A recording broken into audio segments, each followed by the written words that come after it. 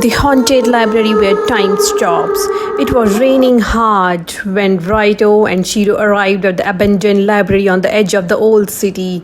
The building had been closed for years, the kind of place kids dared each other to go into but never actually did. Shiro held up the scanner.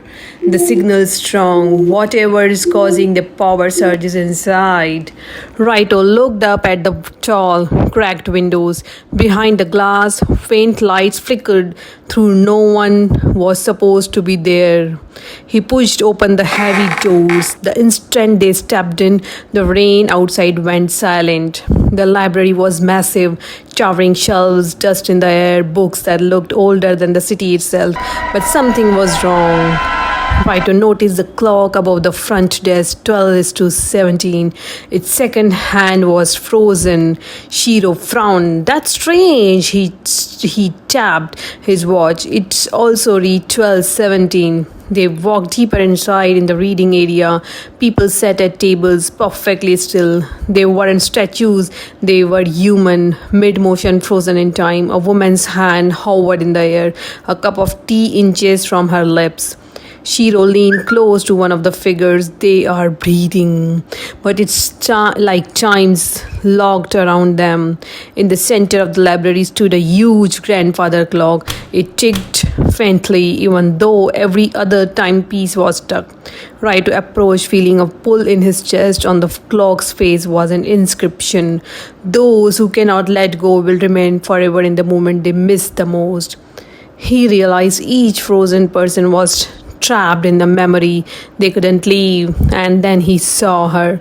Near the window, frozen mid-step, was his mother. His breath caught. She looked exactly as she had the way she left for work the last day he ever saw her alive. Shiro's voice was gentle. "Raito, this isn't real. It's a trap." But Raito's legs moved on their own. He stepped closer, reaching out a trembling hand. For a moment, he imagined touching her would bring her back, that he could freeze here with her forever. The clock's ticking grew louder. His vision blurred. The edges of the world darkened. Shiro grabbed him. "If you stay, you will be part of this place. You will never leave." The pull was almost too strong. Tears burned his eyes. "Just one more minute," Shiro shook his head. "You don't need another minute. You need to live the ones you had left."